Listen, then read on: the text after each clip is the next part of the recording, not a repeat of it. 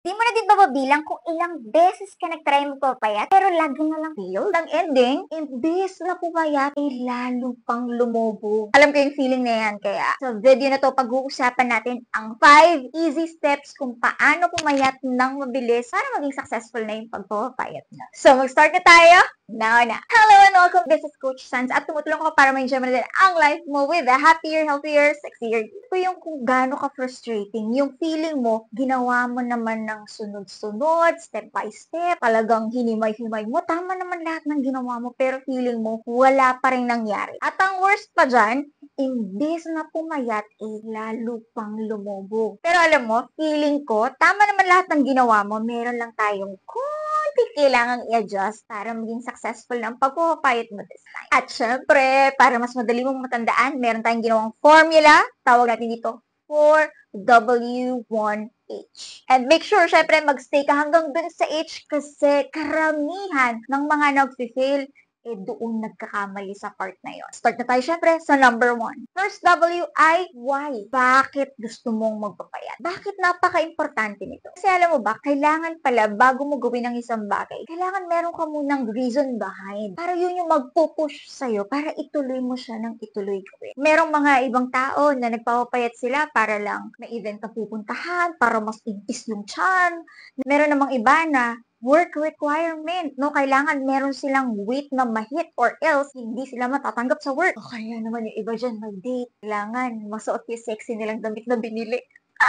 Sana all na lang. So you see, meron dapat reason. And mababaw man yan o hindi, ang importante meron. Kasi naniniwala ako na we all start somewhere. Ikaw din makaka-realize na, parang gusto ko na magpapayat kasi pala, sarap pala sa pakiramdam, yung mas energized ka, yung kaya mo buhatin lahat, kaya mong tumayo na hindi lumalagotok ang mga tuhod. Now, na na-establish na natin ang why, second W is what. Anong mga action steps yung kaya mo munang i-commit ngayon? No pressure at all, kahit at least 3 lang muna nagre-revolve around food, diet, at time. Pero baka next na question mo, coach, paano yun? Parang nakakalito. Okay, ganito. For example, ang kaya mo munang i-commit ay walking na 3 times a week for at least 10 to 15 minutes. Okay, that's number 1. Number 2, bawasan yung milk tea, sugar ng dati 100%, ngayon 75% na lang. Number 3, i-make sure na may gulay every meal mo. Kahit na talbos o kaya naman pipino, kahit anong basic gulay na accessible sa'yo. Example lang yung 3 na yun ha. So, syempre, dapat yung sa'yo, yung kaya mo lang din muna, yung feeling mo kaya mo siya gawin ng tuloy-tuloy everyday. May naisip ka na? Okay, sulat na natin yan. Third W natin is when. Ibig sabihin, kailan mo siya plano simulan. And I suggest, simulan mo siya sa araw na hindi ka masyadong busy. Pwedeng Sabado, Linggo, di ba? Kung weekends, di ka masyadong busy or feeling mo wala masyadong pressure sa'yo sa mga araw na to,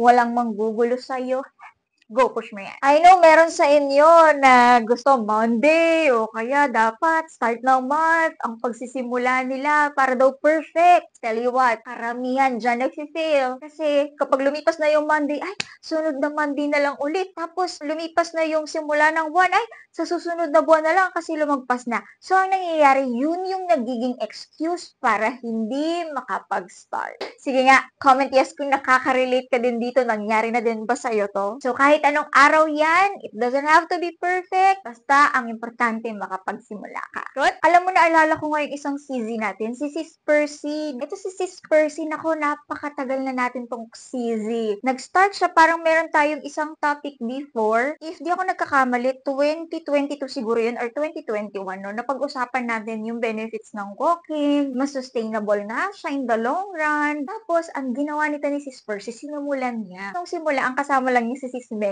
Na-meet ko na pala yan silang dalawa in person. Silang magkapatid. Nag-start na silang dalawa lang naglalakad-lakad. Sige, lakad-lakad. Hanggang sa napapansin ko, dumadami na sila. Meron na silang mga ibang kasama. Sabi ko, wow, nakakatuwa. Kasi yung ganito, na meron kang mga body system, ang tawag dito mga accountability partners mo. Pag tinamad yung isa, ikaw ngayon yung hahatak sa kanya na, hoy, huwag kang tamarin, kailangan natin mag-walk. Alam mo yung mga ganyan. So, ang mangyayari, pinupulis niyo yung isa ngayon. Eh, hindi sa tamarin yung isa, mas gaganahan siya kasi may mga tao na nagpupush sa kanya na, uy, sayang naman yung nasimulan natin at saka masaya naman kasi magkakasama tayo. At ganito nag-work yung ating fourth W, which is who. Sino yung kabady mo? Sino yung accountability partner mo? Or sino yung mga, sa tingin mo mga tao na magpupush sa'yo para sa goal mo na magpapayat? Kung wala ka namang mahanap na accountability partner, lahat sila busy, okay lang yan. Kasi meron tayong support group, pwede kang mag-join dyan. Meron din tayong GC para sa mga gusto din magpapayat. Meron tayong mga channel, pwede kang mag-join kahit saan dyan. At if gusto mo rin mag-join dito para meron kang mga kasama, kasabay, especially sa challenge na gagawin natin, which I'm so excited. Gagawin na natin yan. Tinatapos ko lang yung mechanics para masimulan natin yan. And gusto mo mag-join din dyan, just DM me sa Instagram, Coach Sans. Ayan, lalagay ko yung link sa description. Comment wow kung excited ka na din sa ating challenge. Going sa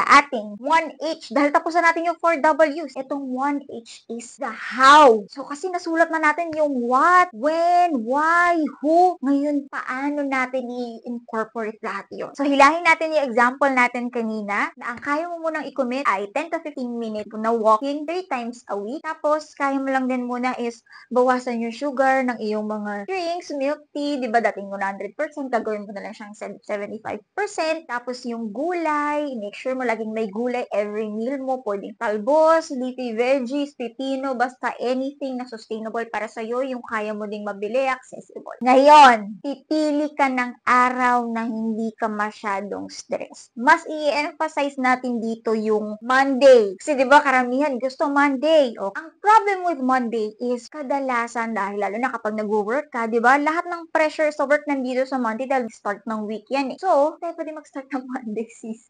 As much as gusto natin, sis, na magsimula ng ganyang araw, hindi siya makakatulong sa atin. Diba baka mamaya ipilit mo, hey coach, kasi gusto ko, bakit ba hindi pwede? O sige, ganito ang explanation dyan. Atin-atin lang to ha, secret lang muna natin to. Alam mo ba sis, na kapag stress ka, mas naiipon ng taba dito. Ang belly fat, mas lalong lumalaki. So gusto mo ba na mag-start ka na nasa-stress ka? Kaya rin nung imbes na pumayat, mas lalo kang mag-gain ng taba sa iyong tummy. I know, ayaw mo ding mangyari sa'yo yon, di ba? Goal nga natin is magpapayat. So, Monday is a no. So, pwedeng weekend. So, kaya naman, kung middle of the week, Wednesday, feeling mo mas, ano ka dito, masaya pa, go, start tayo ng Wednesday. Another note, as much as possible, dapat hindi tayo na-overwhelm, di ba, sa mga pagsisimula natin. Kasi gusto natin to na mas sustainable siya, mas pang long term, yung tipong mas kaya mo siyang gawin ng mas matagal. Siyempre, never compare yung kaya mo munang i-commit sa ngayon sa kayang i-commit ng iba. Lahat tayo may kanya-kanyang responsibilities sa buhay, magkakaiba tayo ng estado sa buhay ngayon. Pwedeng yung iba, priority nila ngayon is hustle, grind, survival. At yung iba naman, mas peaceful na, mas kayang gawin ng mga bagay-bagay, kaya mas marami silang kayang i-commit. At okay lang yon. Kasi, ang importante makakapagsimula ka. Relax lang, nandito ako para i-guide ka sa pagpapayo mo. Okay? Alam mo yung term na sinasabi nila na matira matibay, dito, matira sexy at healthy. Kung meron ka rin mga request, comment mo lang and I'll see you on the next one. Mwah!